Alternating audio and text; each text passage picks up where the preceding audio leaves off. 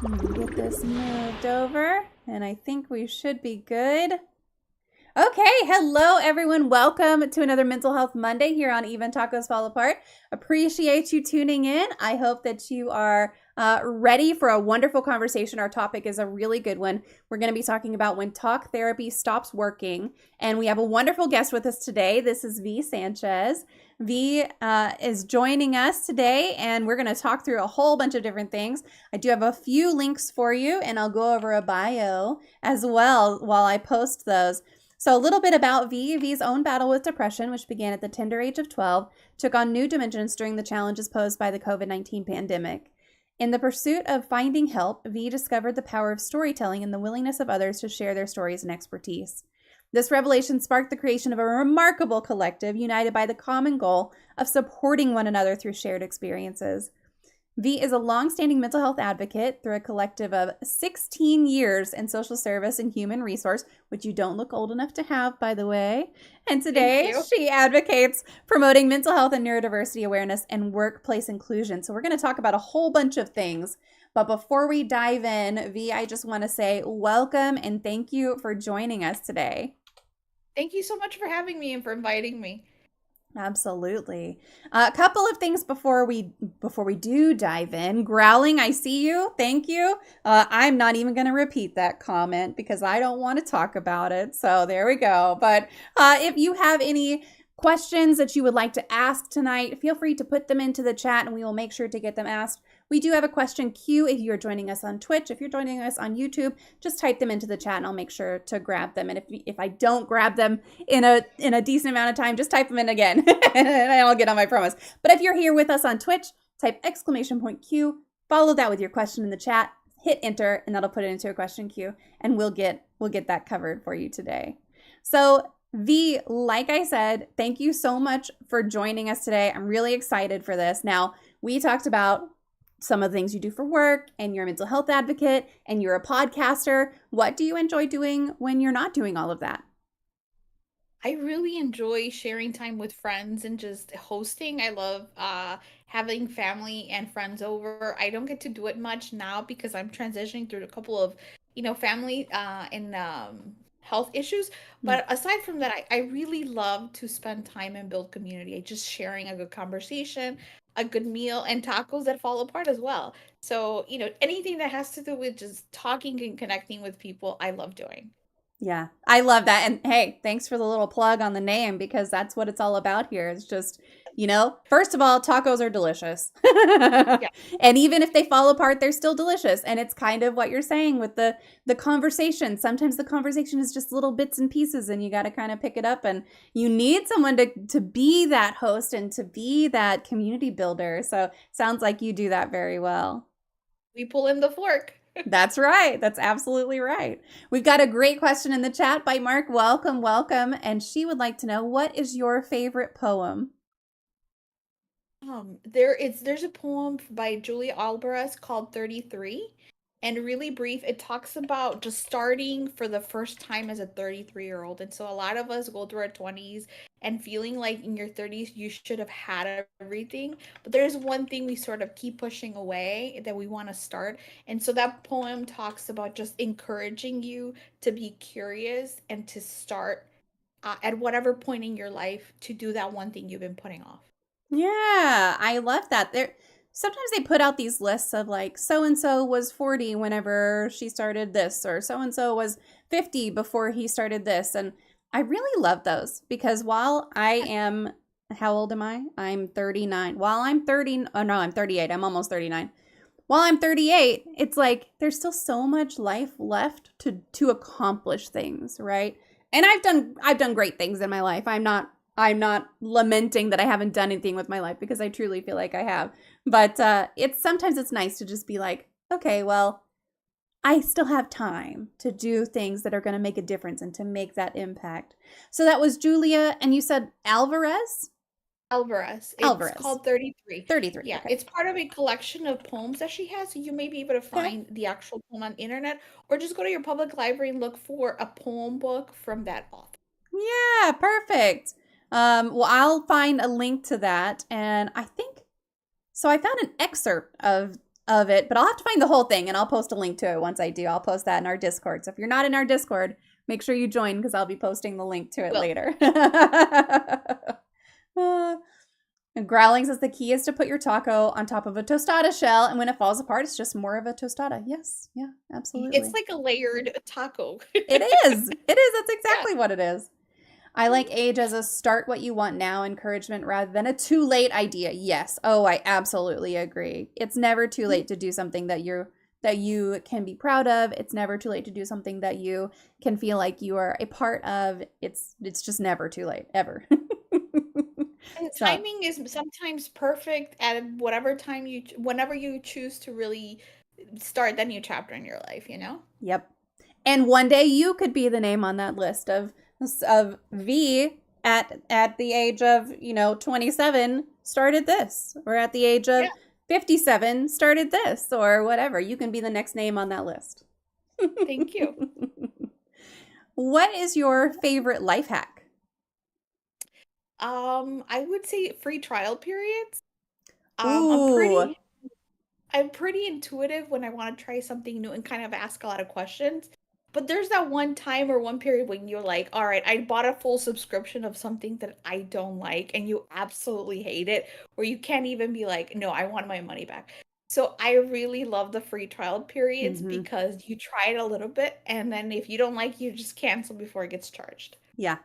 I love that. And I'll add to that because on the other end of things, if you do a free trial period, you love the product, you continue with it, and then at the, you're kind of like, oh, I'm tired of paying this much for it.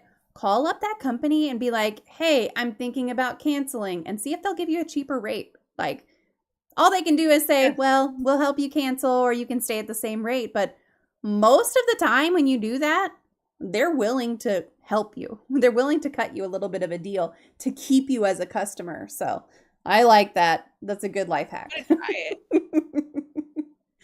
Do you have an all time favorite book or a book that you wish more folks would take the time to read? Yes.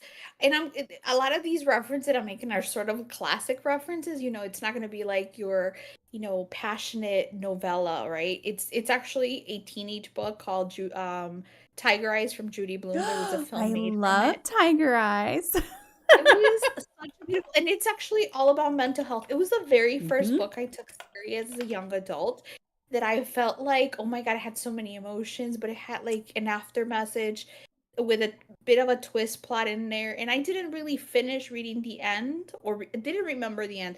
So I reread it as an adult and I was like, wow. It's such a beautiful and candid and innocent story. It's my Yeah. all-time favorite. I think I should give that one a reread because I haven't read in a long time. But I mean, my copy of that book was torn up by the time I lost it. I've read it I so many loved that times. book. Yes, yes, it was so good. Unless I'm thinking of, so that's the one where, well, I don't want to, well, that's pretty early in the book. Like she's in New Mexico, right? That's part Yes. of, yes, okay. All right. I was like, Yes. that's it's pretty early in the book. So, I think Judy Blume is still alive. okay. I don't She's know. like Is 90. she? She's like 100 years old. I don't want to Really? watch her listen to us, right?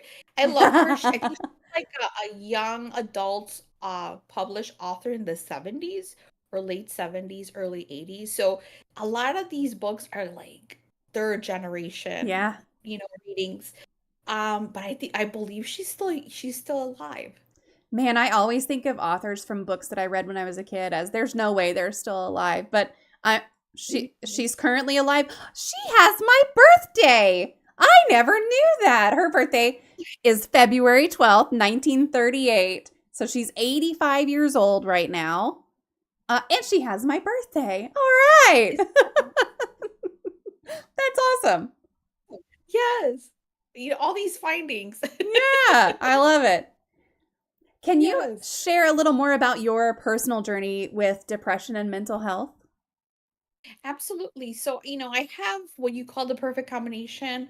In a sense of privilege, I also don't want to claim, that I had the most horrifying life I have ever had. But I can tell you is that I grew up in a very stressful environment. Hmm. And from very early on age, as an infant child, young adult, I didn't really develop a positive coping mechanism, right? Mm. And so there were a lot of ages and stages throughout my preteen years that I couldn't understand. And so when I eventually moved into a greater world that was high school, a greater world that was college, I really understood certain things as I moved out. When I graduated from high school, moved on to college, I realized that I struggled with the way I coped and I socialized with other people, that they actually advised me to seek counseling. Mm-hmm. On campus, I seek a counselor. And so from that point on, I realized that I had been struggling with depression from a very young age, because I really couldn't cope in a very positive manner. And so I went from the age of 18 all the way to current times, trying to find a good therapist. And I always say that finding a therapist is like dating. 50% Yes. positive, 50% is not. And statistically, I believe that every other encounter or exchange that you will have with working with a therapist will actually be a good connection. It will always be. So that it has been my early on or traditional experience with mental health. I have in my background, a lot of codependency, PTSD, um alcoholism, a lot of generational trauma, Mm. a lot of there's just so much in there that obviously we inherit.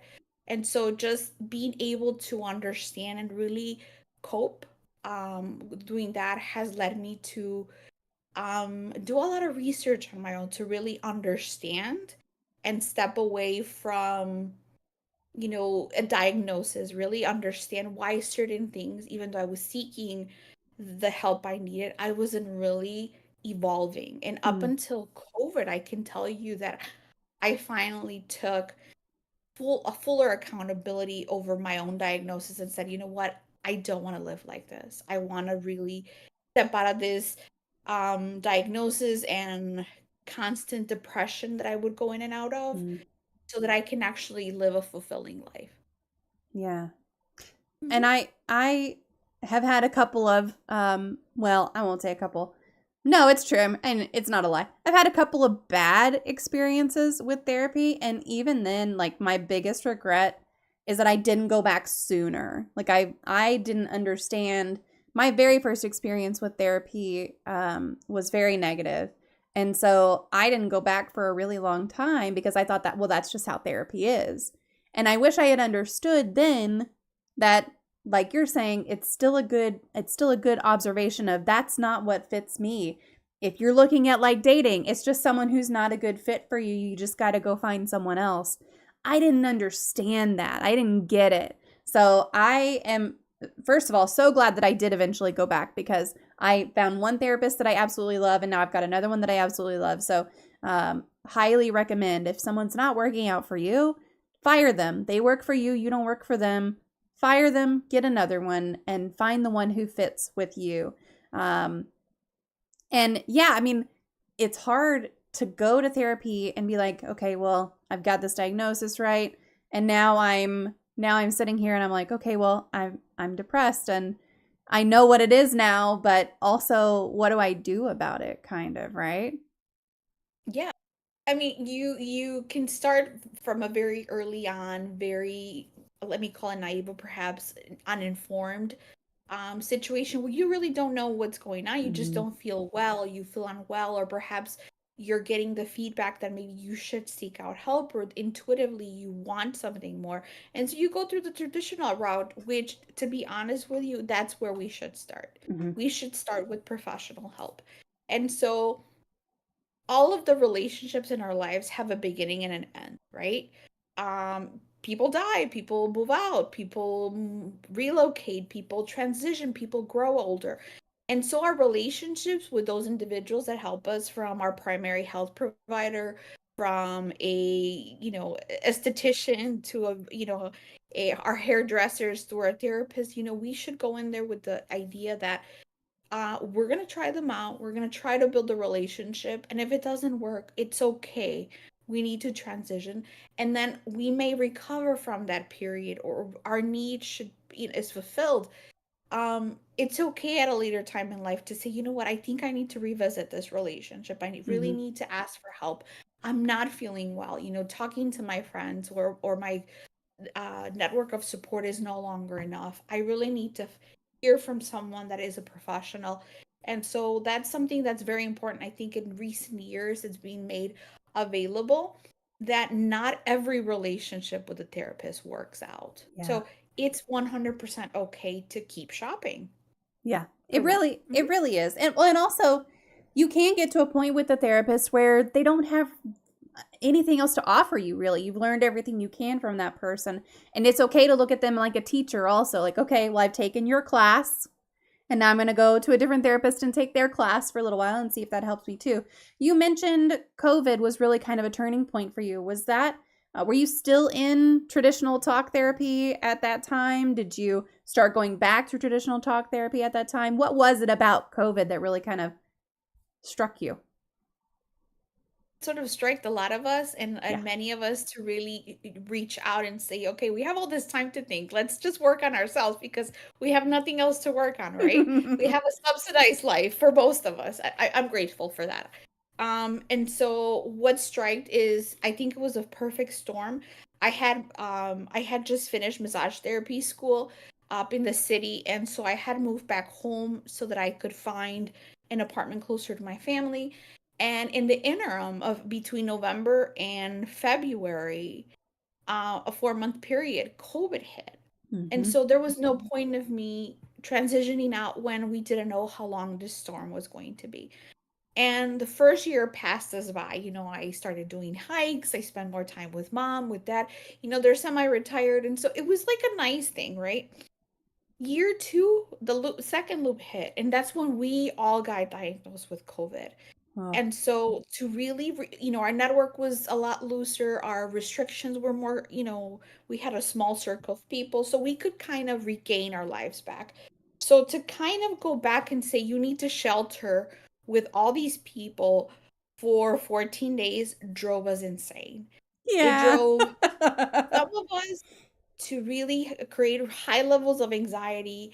My father was hospitalized. I was in a really bad shape, and I said, I really need help because I'm not okay. So then Mm. I reached out to a therapist. I was very intentional this time with what I wanted. And some people will say, I knew what I wanted in my life partner. I wrote the criteria. They had to be self-sufficient with $1 million and brown and handsome, whatever that is, right? I went in with my ticket items for this therapist, and we can definitely go into those.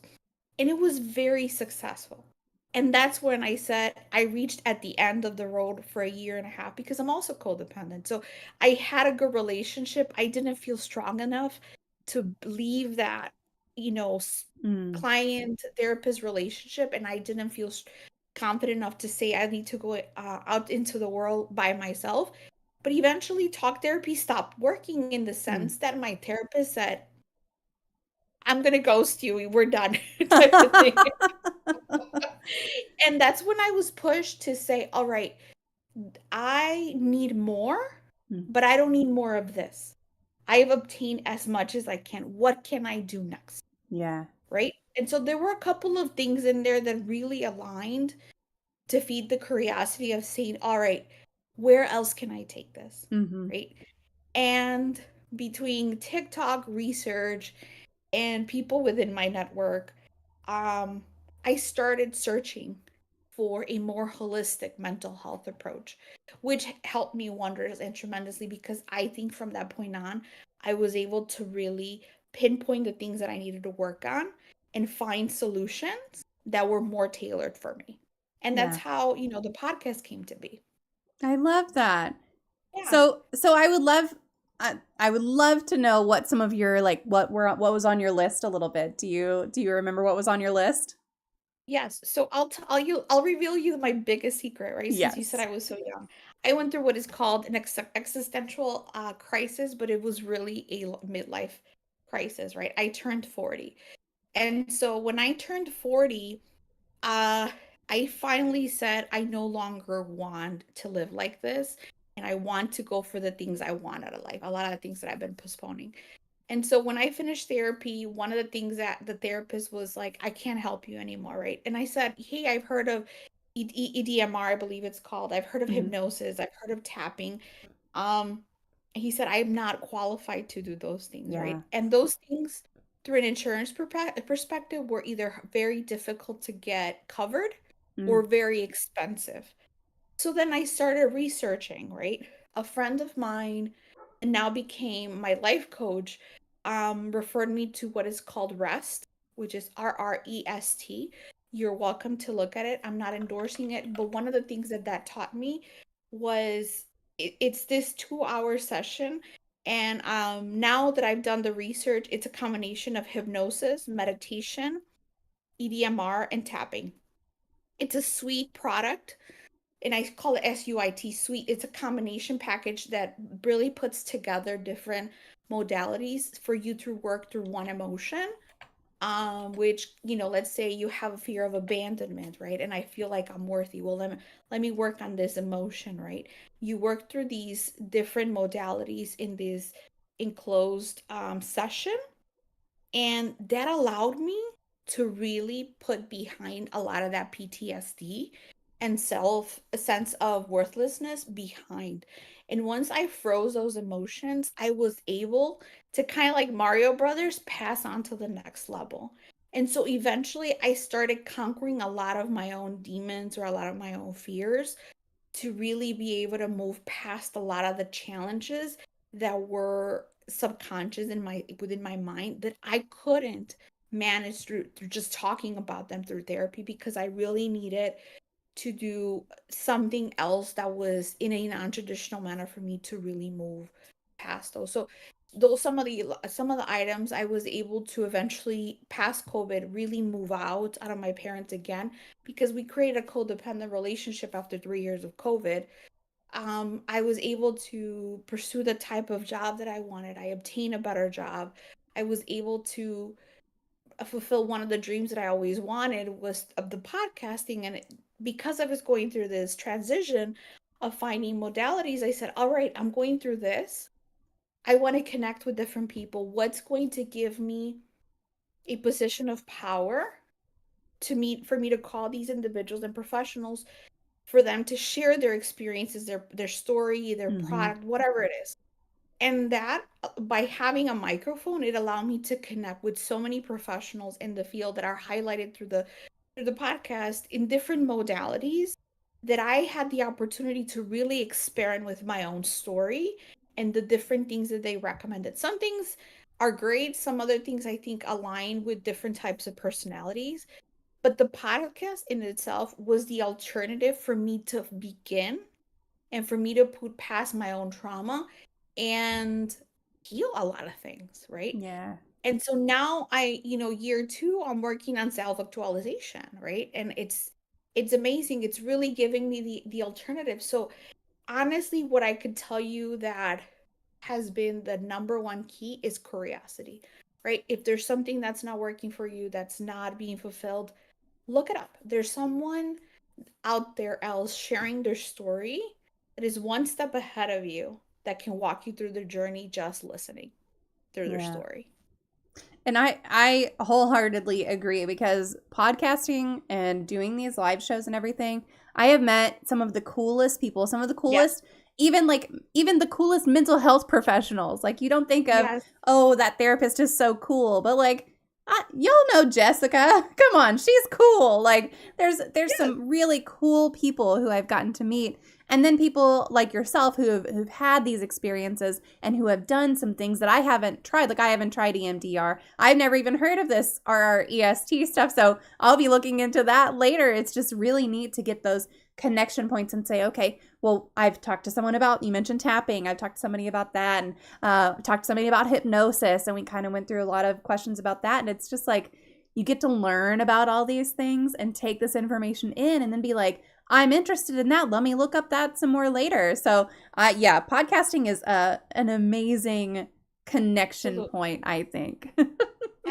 and someone who's always willing to share their story, Yeah. and really give you a little bit of a perspective and Hmm. something. And the way I can honestly say is, like, even if the topic is not going to provide you 100% guidance to the next step, it is going to give you bits and pieces of information that you're calling out for, that you need, that will take you, hey, I learned a new term. I've learned this new acronym, this new terminology. Let me look it up on YouTube and learn a little bit more what they Yeah. do. Hey, they mentioned an emotion that I feel identified. I will also tell you that TikTok has been a rabbit hole for me that I think has been like 50% of my own discovery journey. And even the other day, I discovered, like, I think it's called fawn syndrome or fawn responsive syndrome. That is something that I'm still struggling with, that I couldn't identify, right? And I'm like, let me look it up, right? And I 100% felt identified. So now I got another, I'm not going to say diagnosis because that's not the word that I want to Yeah. say, but it's something that I can maybe look, hey, how are some people responding or managing this concept or group of line items that you feel identified with, and maybe what will work for me so that I can conquer Hmm. that setback. Mhm. Yeah. Yeah, and I love TikTok. I had to set a timer on my phone so I couldn't be on TikTok as much as I was at the very beginning when I first got on TikTok, because it was like an obsession, right? But fortunately, we Yeah. have all kinds of well-being things that are just built into our phone. So I went into mine and set a timer for an hour a day, so I can't be on it more than that. But it's one of those Um, things that it's like, yeah, you see all these people talking about the different things that they've done or the different things that they've tried, and you see plenty of people who are talking about things that you're like, that person does not know what they're talking about. They're clearly not knowledgeable on the topic they're talking about. And then there's 100%. the side of TikTok that I'm on are like the angry affirmation side. And that resonates with me so much, where they're like yelling in this metal music, these affirmations about how wonderful their audience is and stuff. I love it so much. So no matter what side of TikTok you want to Yes. be on, you can get there. I used to call it, in the very beginning, I used to call it the book of life. I hope I'm not offending anybody. The book of life. And then my friends were like, why? Because you find anything you're looking for, the algorithm will spy on Yeah. you and will give you all the answers you want to hear. Yep. And I think it was much more wholesome a year ago than it is now, because I think there's Yeah. been some alterations to it. But in itself, I think it's the principle of TikTok has led through some wonderful discoveries. Yeah. Definitely agree with that. I don't know. Lately it feels like every other video, sometimes every video for several scrolls is an ad. It drives me, or it's sponsored or whatever. It drives me a little bit crazy. It's gotten really bad lately. And never mind. This is a rabbit hole we don't have to go down, but it's the thing of like, they're fake store ads. So it's a store saying I'm selling this dress. They use other people's shit to show this dress, and it's not even the dress that they're selling. Like that, it drives me a little bit crazy. It is. But It absolutely is. that's a whole other that's not this podcast. That's a whole other podcast. We will reconnect on TikTok alone. It's Yes, fine. absolutely. No, there's something really special about finding out that something you thought was just you actually isn't. It has a name and you're not alone. I truly Yes. love that about TikTok too, because you can be scrolling through, and there was one just recently that I saw, I don't remember if it was yesterday or today, about ADHD and sleep. And the fact that one of the symptoms of ADHD is that your circadian rhythm is shifted, and also that fatigue and chronic fatigue can be a symptom of ADHD too. And there are so many of the comments on that video were like, I had no idea this was a thing. I had no idea this was something that could be related.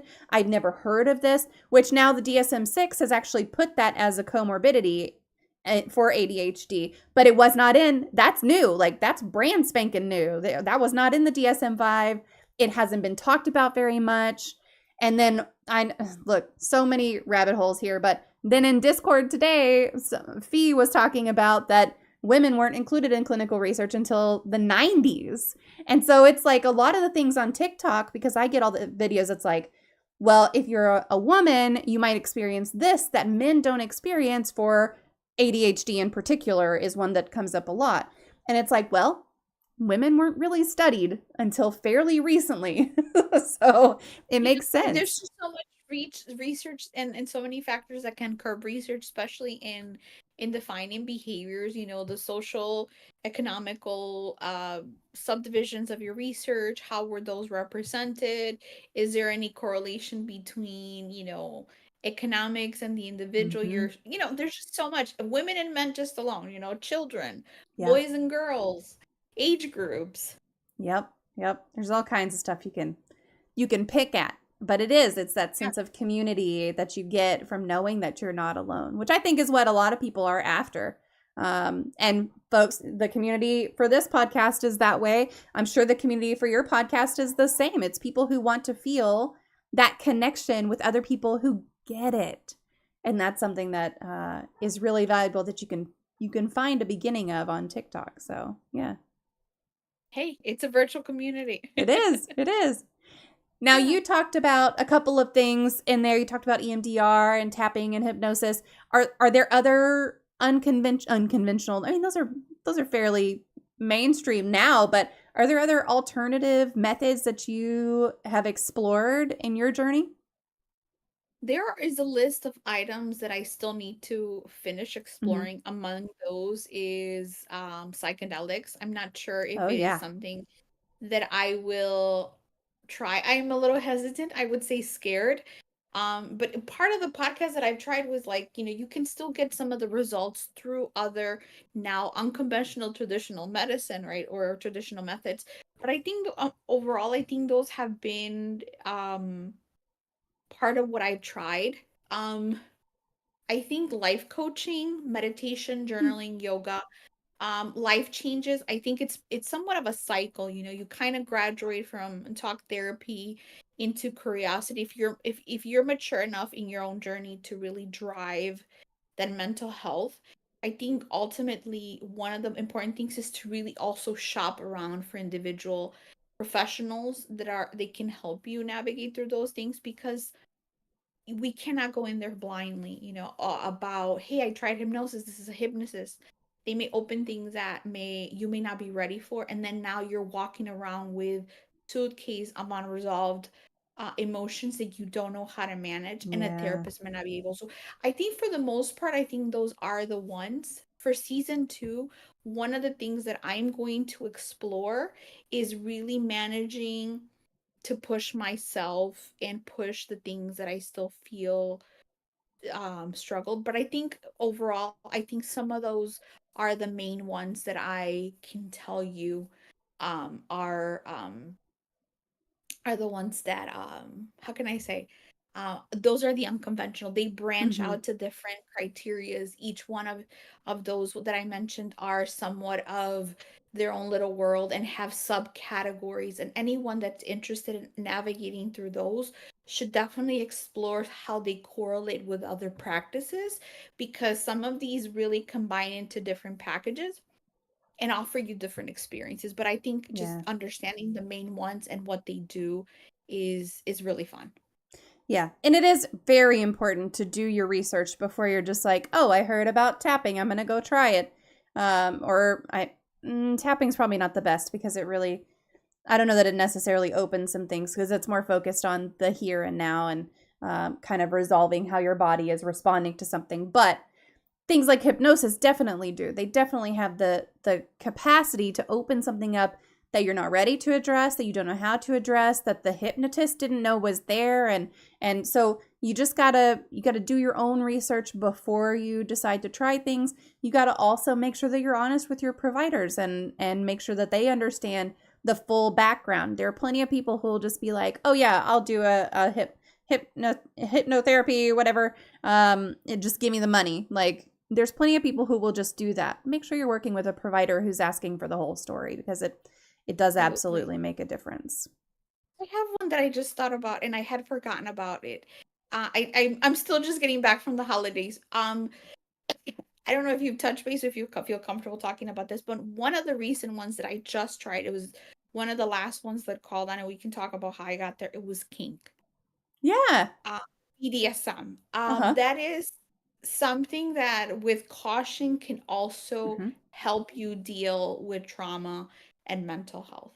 it is a can of worms. It is a rabbit hole in itself, but some people do utilize it Hmm. to alleviate and manage or conquer some of their traumas and navigate through some of the mental health. Yeah. Um, it's something you can try, you can read, you can look into it if it is something that you're interested in. But it's definitely something that, just like psychedelics, it has its own crowd. Yeah.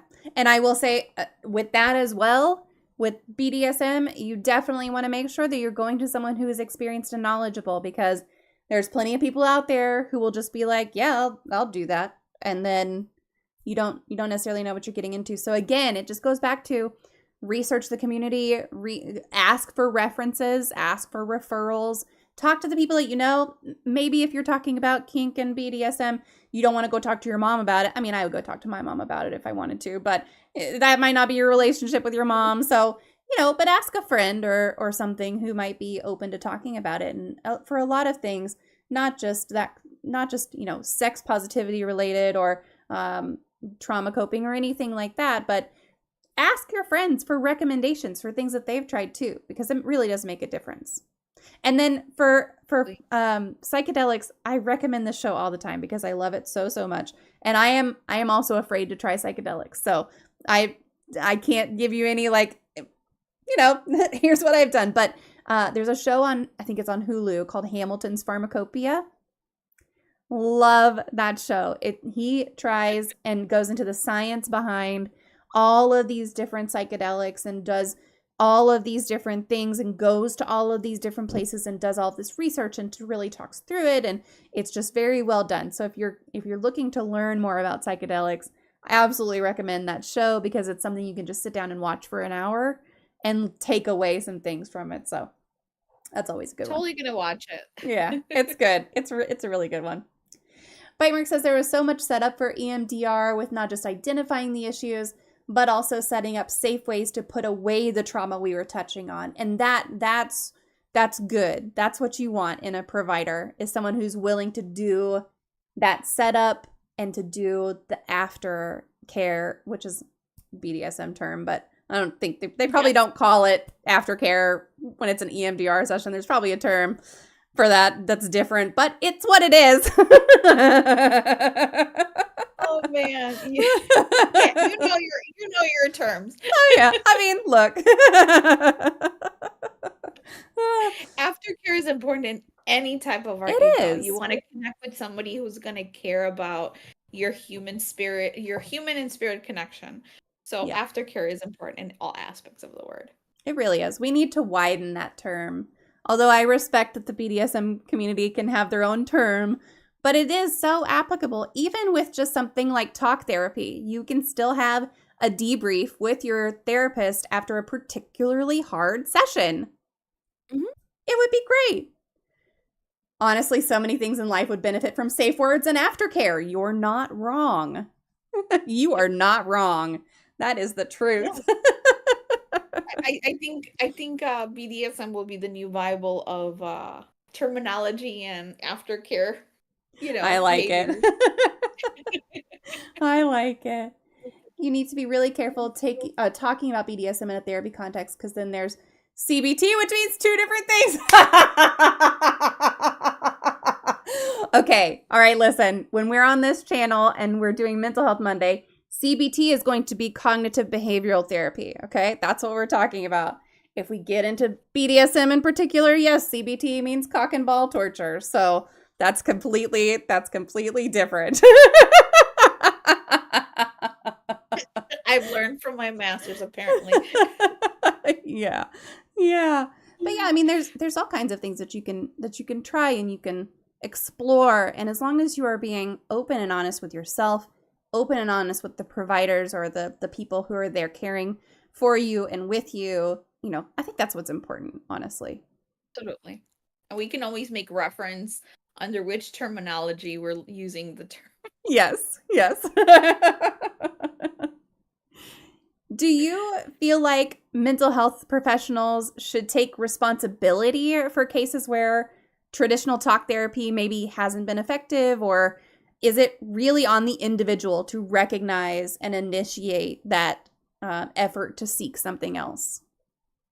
I propose that it should be both, and I'm Mm. going to tell you why. I think as this world is shifting into a more holistic approach and into just being more wholesome in everything, I think therapists have long been coached to adapt or build a preferred method of practicing what they feel most identified with, and sort of shelter themselves and shelve themselves and their practice into that, right? They just stay in that little box and they don't really do additional research. And I mean, they do, right? They read more of what they already know, but they don't sit there and really keep themselves with times, right? They don't really keep themselves afloat with what's they're really embrace this whole sense of we can only do things that are backed by research. But I think that unconventional methods of mental health are also supported by research. You just have to get up and, sort of look in a different aisle at the library, right? And so I think that's where doctors or professionals, mental health therapists, I meant to say, need to take more accountability, Mm. diversify your research. What's the trend? Even if it's a crazy theory, look what's supporting it. Consider one thing or two, right? And then as a consumer, as a patient, as a client, I think we also need to take control over our own unhappiness. Now, that's Mm. easy to say when you're not in crisis, and that's when Yeah. I say you should start with traditional therapy. Get regulated, get back on your feet, make sure you're whole. And so when you feel like you can be curious, begin to look at things, right? So that you can ask better questions. So I think if that we kind of feed that into the perfect combination where we have a more diversified mental health provider and a more informed patient, I think we can truly grow in an unconventional manner so that we can be more effective as mental health providers. Yeah. Yep, Mhm. and I agree. Like I feel like therapists, mental health providers really need to make sure that they are being honest about their own Mhm. capabilities. And then I I'm sure there are plenty of things that they have to be cognizant of and making sure that they're not overstepping, but I mean, if my therapist were to say, "Hey, have you thought about trying hypnosis or have you thought about trying um something different, or have you heard of tapping?" I don't do that, but I would love to hook you up with a colleague of mine who does. And I really feel like there's this very either or. So I would love to get your opinion on, do you think that these kind of alternative therapies can be effectively integrated into traditional talk therapy, or side by side with traditional talk therapy, or is it really kind of one or the other?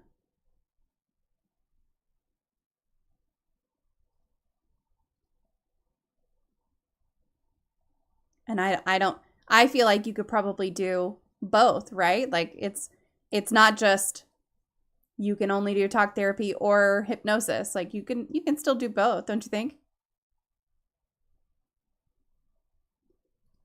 So for for those who may be struggling with talk therapy or traditional methods, what advice do you have for them on exploring alternative approaches to mental health, and kind of how does someone get started with that? Yeah, look for keywords. Look for keywords. Look for diagnosis. I mean, I hate to sort of, capture someone on behind a diagnosis, but also look at the things you've struggled. What are some of the common denominators in your story, right? And start learning like how did somebody cope with um a troubled childhood? How did somebody cope with alcoholism? Listen to different stories of how people overcame, and then some things will catch you. Sometimes certain words, certain terminologies, certain authors, certain individuals out in the practice will call you. If there's something in this call that sparked your interest, follow that lead and do your own research, right? Mhm. So the next time that you're in a session with your therapist, it's like, hey, somebody said something about tapping. Do you know anything? And they may not, or they may not tell. It's like, I have heard from it, but for liability purposes, it's going to tell you they don't know anything about it, right? But then you can either talk to a psychiatrist, which is an MD, or somebody that's, can give you a diagnosis and they may be able to give you more information. Or if not, look through the different resources they may be offered to you. And I think really opening the dialogue with yourself and just capturing, a lot of the things that you may be curious that are calling you particularly is a very good way to start. Mm-hmm. Why are you listening to this podcast? Why did you like one episode more than the other one? Maybe you are tired of therapy. Maybe you realize that maybe you should continue with therapy, but maybe you need a new therapist, right? Another thing is be very intentional with your mental health provider. Mm. I will tell you, as an example, one of the things that I said I wanted somebody that could understand my socioeconomic, maybe somebody that could be a man or a woman, maybe somebody that was a certain age bracket. It was very important for me to find somebody that understood the Latino first generation experience. That was just particular to me. Somebody that maybe understood what was to have migrant parents, somebody that I could understand what was to speak two languages, somebody that was a millennial, right? And even it can't be that specific, but maybe if you want a female, right?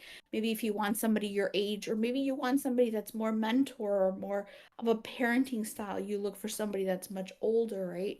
Or somebody that has experience in certain things. Have that initial conversation. It's really important for you to set your goals, and I think that's definitely going to be a very good start to really navigate and manipulate your own journey to recovery. Yeah. And making those lists, I mean, we talked about that earlier, but making those lists, it can be really helpful to figure out what you do and don't want, because it's not that you're trying to figure out, okay, this is exactly what I want to try. But if you look at it from a lens of this is what I'm trying to accomplish, or this is what I'm struggling with, or that kind of thing, and then you lay that over with your these are what I would like in a provider, it can really help you narrow down what to try first or what order to go in, and to say like, okay, well, it's going to be easiest to do this first, so I'm going to try that first. Or it's easiest for me to find someone, or this is something my therapist was aware of, and that they could help me find someone to help me try out this different method. So yeah, I mean that's definitely a good first step, is just to sit down and really think it through and kind of talk it through. And like we said earlier, go back and ask for different referrals from people that you know, or listen to different podcasts, or scroll through TikTok on a certain subject, or anything like that can be really, really helpful. Absolutely, and the worst that you could do is, have a failed appointment with a therapist that you did not connect with, and just keep going. And if Mm-hmm. any of these line items that I just gave you don't make any sense to you, then just start shopping. Go the old way. It's kind of like going on speed dates, right? You try one, it didn't quite go work. Well, as long as you're not seeing two therapists at the same time, like dating, sort of. Well, I mean, to each his own, right? Then you can keep on going, right? And then you go back to whoever works. I don't think they're gonna take it personal. Not many therapists really call you like, hey, why are you having you come in and why haven't I seen you? Right? Yeah. Um, just find a way to really change Mm-hmm. something you don't like. It's a free trial, right? Yep, Well, not free, but absolutely. What and you can also like you can disclose to someone, "Hey, I'm just here. I'm interviewing different providers." You can say it that frankly if you want, if you're comfortable doing that. You can say I'm interviewing different providers to see who's going to be the best fit for me. So I wanted to do an initial consultation and just see how we got along. There's nothing wrong with doing that. absolutely not. I think you can definitely also, just like you said, try out different podcasts. Yeah. If those podcasts give you leads, try those leads. Try Mhm. many rabbit holes, go into different directions, really get its and pieces and see what sticks. Yeah. Now, I want to talk a little bit about your work, because you work as an advocate to promote awareness of neurodiversity and workplace inclusion. How do you strike a balance between acknowledging the value of traditional mental health and talk therapy, and also encouraging folks to explore unconventional approaches? I've definitely explored and maximized my own curiosity. And I say this so that if to you is painting, to me is talking, right? I looked for the opportunity to build a new community, right? That was my own need. So apart from your own needs and create the balance you need, right, to offset that need. For me, it was creating the podcast that is brand new. Once or half a season, I like to say, because the other half is still coming. And balancing your passions with what you do for work, right? It's been a long journey. I'm not gonna tell you, say, hey, quit your job and search your dreams. It's a journey. It's Mm-hmm. really a journey, but the best thing you can do is offset your own needs. And so, to me, working on the things I love is a perfect balance. And you also know that you have a stressful 9 to 5, and I say that in quotes because I'm sure you work longer hours, but you offset it with the passion of connecting and creating this beautiful community that you have, because that makes your heart beat, right? And so when you Mm-hmm. know that you have that ongoing, there's no such thing as being online in 9:30 my time, right? That you're talking to someone because it really makes you happy. So Yeah. I think that is the balance, right? Find something that you absolutely love, and there won't be forever. You may change paces, you may change directions, and you may want to try new things. I think that's really the balance. And then if you do have a dictated source of income, start incorporating gradually things you like that really dictate the things you love, right? So I Mm-hmm. love advocating for others. I love bringing opportunity and information from my own experience of discrimination as a neurodivergent individual, as a person with trauma, as a person who maybe had a bad day with their boss, were not emotionally regulated, and found themselves fired one too many times, right? And so you suddenly find yourself that in order for you to change your own narrative, you need to advocate yourself. And then you suddenly realize there's a whole band of people that have gone through that. So if you find love behind the things you love, then I think opportunities and time build themselves for you so that you find that perfect balance. You're not going to be able to do everything you want at once, right? But I think that, to me, that's the way I find balance behind the things that I advocate for. Yeah. And that's very true. Like I have a very stressful job, just stressful day job, and I work definitely more than 40 hours at that.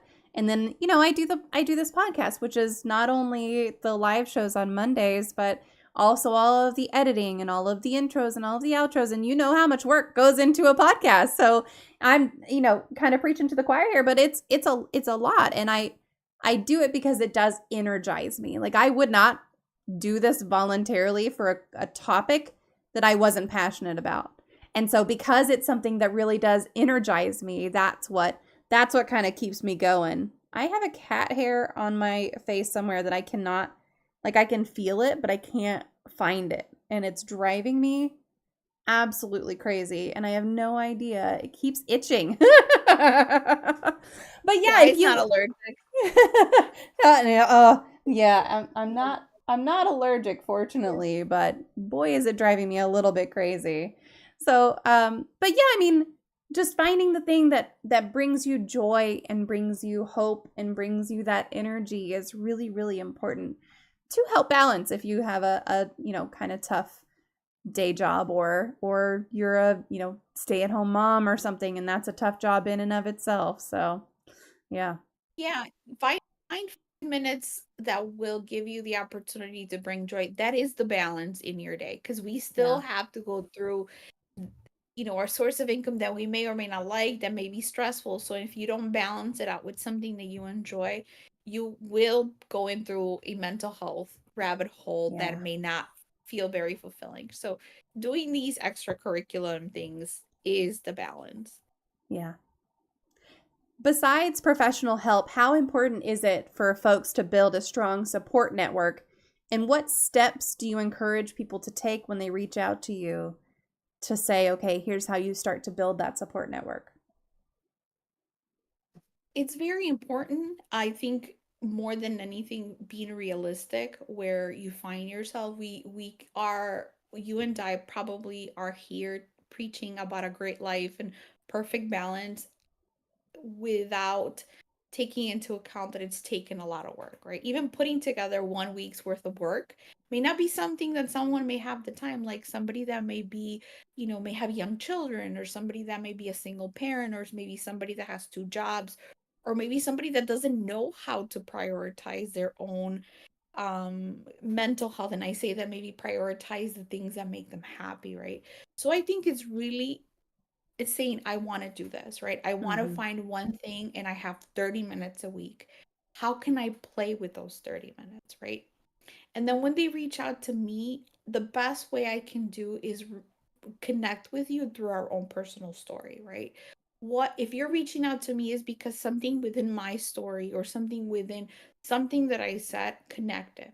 And so I'm hoping that it is a connection. And if it's not a connection where I can lead you, I will hopefully have someone to connect you with, or perhaps direct your own curiosity or your own direction so that you can navigate through the resource or through the journey that you need to lead yourself under. I think those would be the two key points that Yeah. I would definitely talk about. More than anything, one of the things that I like to do is voice someone else's story, because I think when you give someone 5 minutes of glory, just like tell me about you, right? It really changes the narrative in our brain, in our chemistry. That person feels pride about who they are. And so when I'm not talking to someone that can give you a service or can give you a story, I'm talking to somebody who's sharing their own narrative, even if they're not in a recovery stage or in a sense of like, I overcame depression, right? It's really that story of highlighting you are important.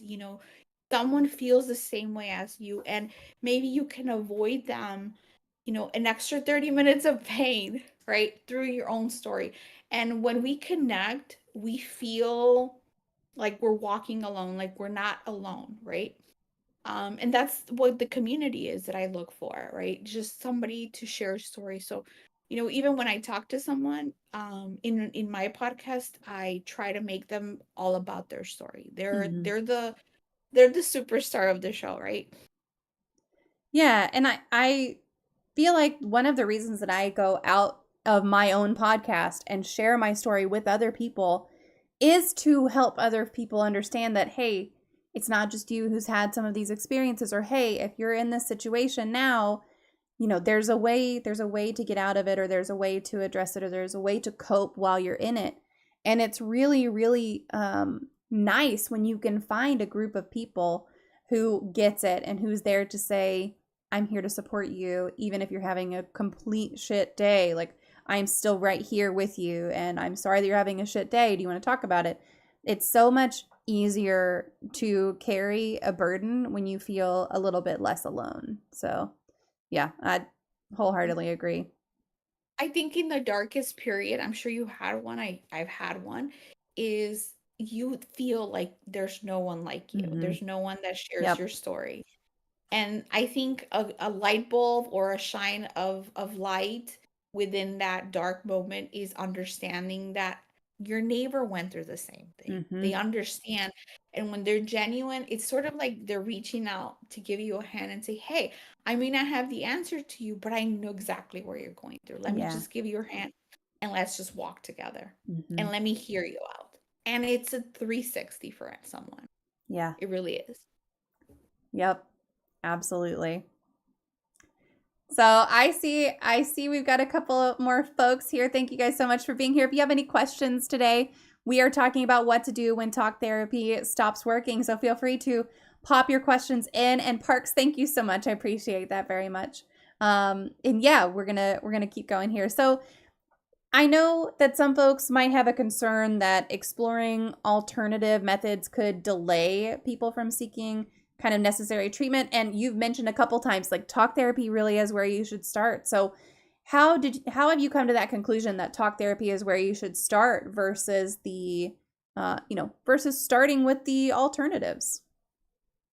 You can start with the alternatives. I'm sure that at 16, if you're doing psychedelics, the last thing you're gonna do is listen to me and say, "Hey, go see a therapist," right? It's like, "Hey, I'm not even legal enough or consenting." But in a traditional retrospective, is alternative health is a maturity model.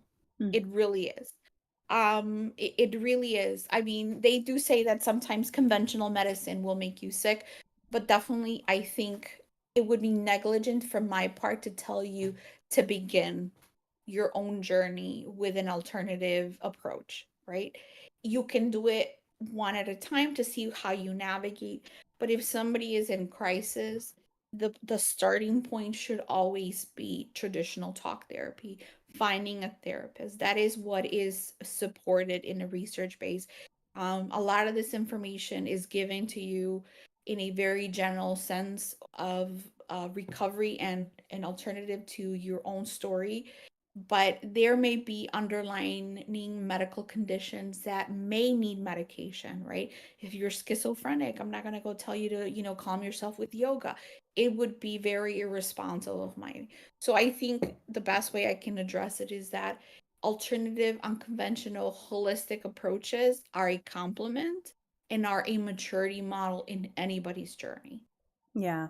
And I really like the way that you put that as well, because like we were talking about earlier, you can absolutely do talk therapy at the same time as you can do trying some different approaches. And if you want to try hypnotherapy at the same time you're doing talk therapy, you can work with both providers, or maybe it's the same provider. Maybe one provider covers both for you, and that's acceptable as well.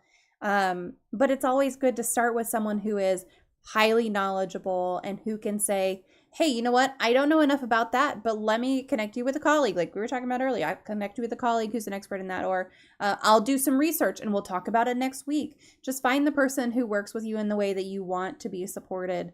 And yeah, it's great to try these other methods and to see what works for you. Whatever order you do that in is okay. Make sure you're checking in realistically with yourself and with all of your providers as well. It's really, really important. Absolutely. Now, there will be times when a provider will tell you, well, that's not research based. I mean, and like I said, the only area where I think some caution should be practiced is psychedelics. Yeah. Because like if you're schizophrenic, if you have borderline personality, a lot of those psychedelics can definitely push back your condition. Mm-hmm. And so aside from that, a lot of the things that we talked about as alternatives to unconventional healing methods is they will tell you, that there's not a lot of research based on that. But if you talk to the right therapist, they will tell you, I have heard of that. And I tell you Yeah. this from very personal experience. After talking and working with my last therapist for about a year and some time, is I highlighted very specific methods. And he said, you know what? This method I have tried, it's very expensive. Do your research. And so it took a lot for him to open because, like I said, there is a liability factor. Mm-hmm. They cannot guide you in things that they are not, number one, licensed. Number Yeah. two, there's no research base. And number three, things that they may not feel comfortable talking about, right? So just have that in mind that your doctor or your therapist will tell you, no, don't go that avenue. It's the best thing you Mm-hmm. could do is just stick to therapy and medication, right? And that's why I say it's a maturity model. I think eventually you will find the timing and the niche and the practice that you can complement with your own talk therapy. Because there will be times where it's not enough, or Yeah. my doctor will, my therapist ghosted me. He's like, I'm done. I can't see you anymore. You asked too many questions. You asked too many questions? They said Yes, that? yes. Oh. Well, too many questions they couldn't answer. Yeah. Oh my So gosh. So it's interesting, and there I will tell you that within my own research and within the collection of people that I've had the pleasure of talking is probably about 5 to 10% of those that were licensed were comfortable enough to talk about alternative approaches. Hmm. And a lot of them, they do it more on a life coach base, and a lot of those practices are out of pocket. I Yeah. remember a couple of them, we did talk about more on a traditional scope to define some symptoms and diagnoses, but there were others that had an aligned life coaching practice where they would, like you said, supplement their theories and their approach in traditional mental health, and then bring on some alternatives into the way they approach coaching. So it's more like a coaching perspective. But yeah, I would tell you that about 10% of professionally licensed therapists will be comfortable to offer you advice in holistic mental health Mm-hmm. medicine. Yeah. Mhm. Now, I would love to talk about your podcast a little bit. Your podcast is called Maybe This Is How It Starts.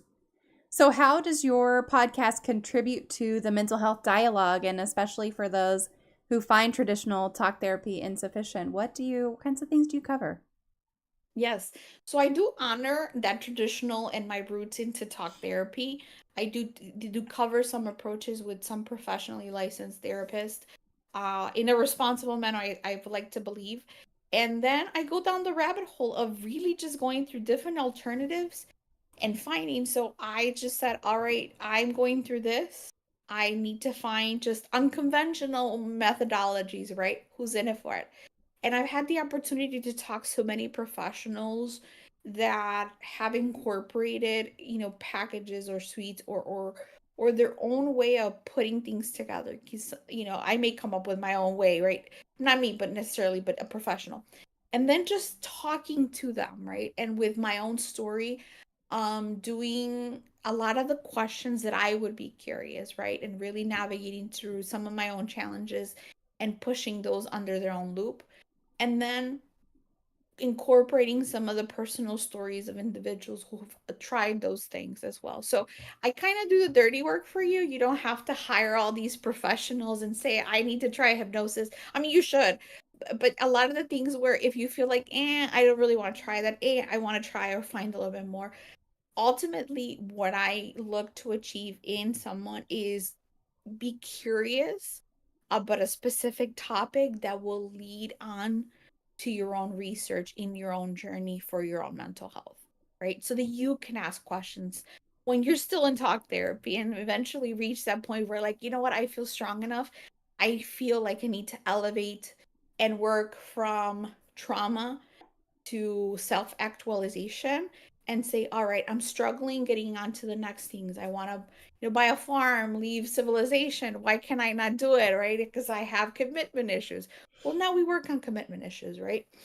So ultimately, that has been the goal, is to provide that door of curiosity and invite other people to be curious about their own journey. Because I feel that if something calls your attention and it sparks an interest, that it's something that's aligned for you. So I can't sit here and give you specific advice, but I'm hoping to, through the different episodes and stories and episodes, I can spark your interest for 5 seconds on something that will lead you through your own journey. I love that. And I feel like that is so aligned with what we do here too. So if y'all haven't already gone and looked up maybe this is how it starts, I'll post another link for everyone in the chat to be able to just go find that. I've got a Spotify link, there's an Instagram link, there's a TikTok link. Y'all go, make sure you subscribe. If you listen, make sure you review. I can't explain to you how much just leaving 5 words on a review on any podcast platform helps so much. It helps visibility. It helps the algorithm just to recommend it to people. So please, please, please go like and subscribe to Maybe This Is How It Starts, because it sounds like it's totally worth it. And if you like this show, I'll bet you're going to like hers too. So in your experience, how has your podcast fostered a sense of community for folks who are going through maybe some transitions in their mental health journey? I will tell you that people are more open to wanting to share their own story, right? Mm-hmm. I start with a really crazy, catchy intro, and that was the ball of fire that drove me to look into the podcast. So the first season, you're not going to find a lot of my personal story that's sort of captured in that first trailer, right?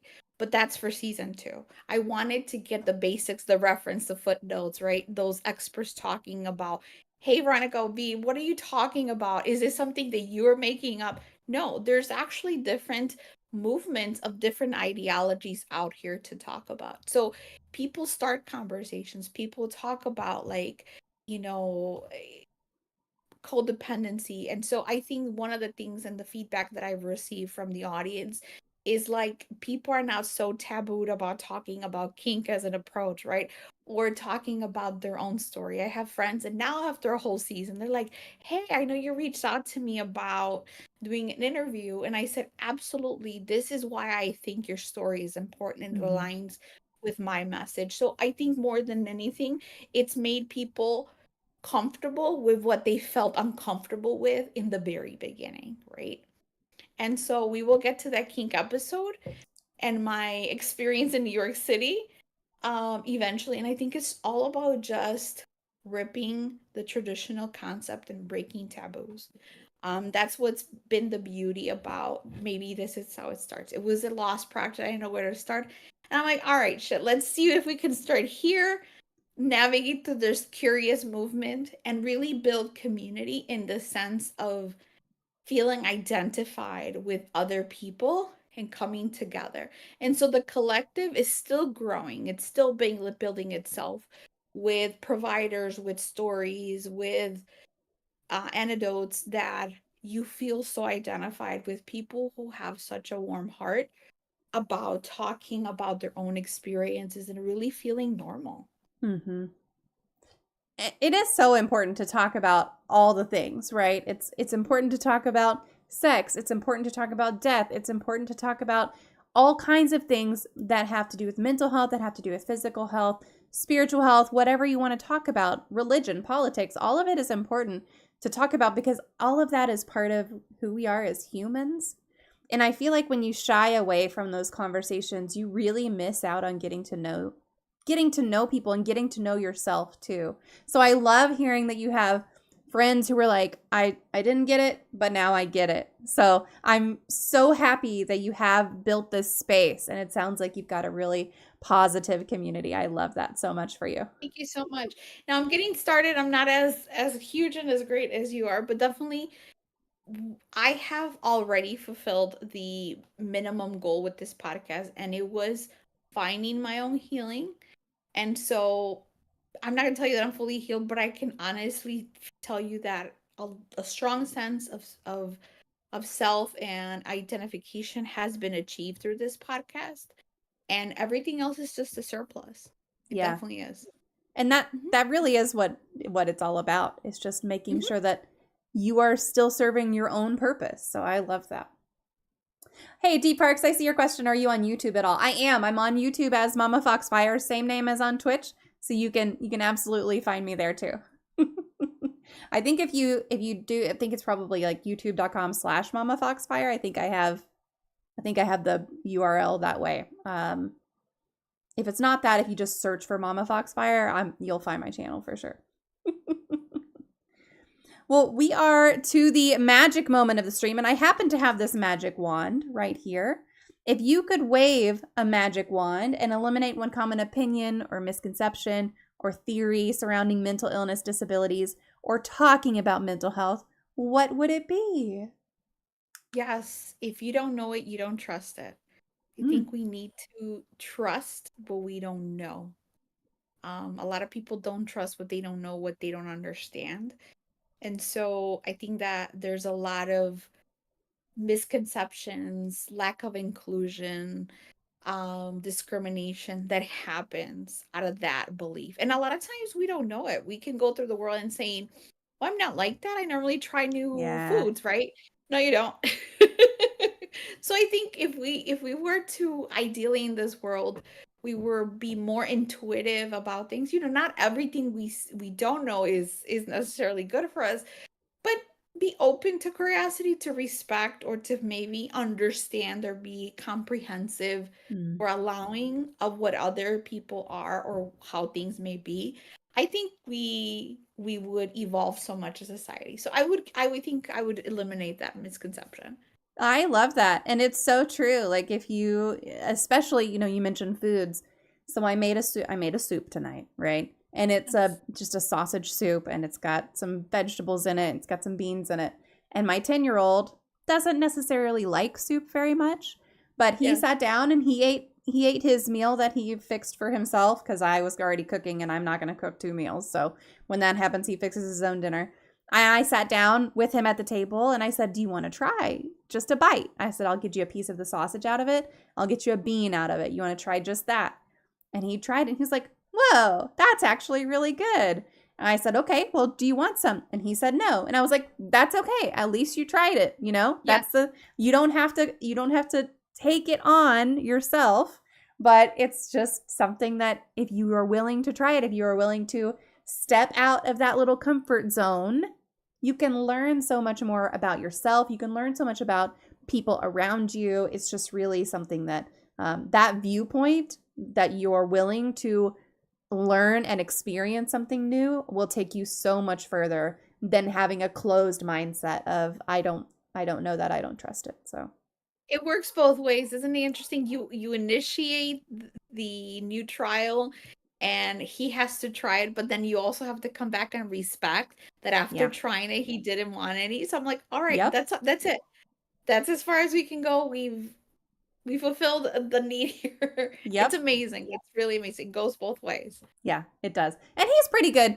He's pretty good about trying new things. Sometimes he's like, "No, I'm not going to try that." And I don't push him too hard, but I definitely have set the boundary of, "Okay, this is what I'm cooking for dinner. If you want something different, you're going to fix it yourself." And he's got plenty of options that he can fix himself without using the stove, without even using the microwave. So, he's got all the food parts to make himself whatever he wants to eat for dinner. But yeah, it's amazing what kids will be willing to try if they know that you're not then going to force them to continue with it if they don't like it. So you got to build that space where they're, oh, I'm sorry, kitty, I just smacked you in the face. You got to build that space where they feel safe enough to try new things and know that they're not going to be, forced into something else. Go over there. Well, Yeah, thank you. absolutely. That was such a wonderful conversation, V. I appreciate you taking the time. Like I said, if y'all, I'm going to post your socials one more time. And if y'all have not connected with V, make sure that you do so. And thank you so much for being here. I'm going to open it up to any remaining Q&A. So if folks have questions that they want to ask, feel free to pop them into the chat. And then V, if there's anything that we didn't cover that you want to cover or anything you want to plug that you're working on, I'll just give you the microphone for a little bit. Quick question for you. So what do you do when tacos do break or fall apart? What, are we talking like literal tacos or are we talking life in general? So I get chips and I just scoop the chip up and eat it like a little nacho. That's what I do when my taco breaks. I grab a chip and I scoop it up and I eat it like it's a little nacho. That's awesome. Isn't it awesome how it's such a simple concept, and you have 105 ways to really resolve that problem. Probably would grab a fork in a formal setting. If I'm not, I'm just gonna eat with my finger. Get my hands in there. Yep, absolutely. Yeah, you could pick up the lettuce and the meat and the cheese and like just eat it. It's fine. No big deal. Yep. It's fine. You eat pizza with your hand, you eat chicken with your hand. Yeah. Listen, you can absolutely grab a spoon. That's you can grab a spoon. That's totally valid. You can get a fork, you can get a tortilla, you can get whatever you want. You can mix it in with your rice and beans and eat it that way. Salad. Yeah, whatever you want to do is totally valid. Yeah. I love it. Well, thank you so much for having me. I really, really enjoyed it. This is definitely a great opportunity, and I'm happy to understand and know that mental health and fun can correlate in a platform, and so it's nice. Not everything has to be formal and uptight. Yep, very true. Very, very true. We are far from formal and far from uptight here. Bite Mark says, thank you so much for being here. I had a great time, and now I have a new podcast for the rotation. Perfect. Yes, absolutely. Thank you. Growling says, just remember all it can do is become a taco salad. Yeah, sure. I mean, taco salad is wonderful. Salad. Me too. Yes. It doesn't feel guilty. You can leave the shells, the carbs on the side. Lactose if you're eat a sour cream, and have yourself a taco salad. I love taco salads. And you don't even have to feel guilty about the carbs either. Like, you can get rid of that food shame entirely. There's nothing wrong with carbs. It's part of a well-balanced meal. So I think it fits anybody's world, anyone's need at any capacity. Yep. Taco 100%. Bar. little taco bar would be wonderful. I love those. Thank you so much for taking the time tonight, V. I appreciate it. Chat, give me just a little bit. We will be back playing some games. Let me disconnect with V offline, and I will be right back. Stick around.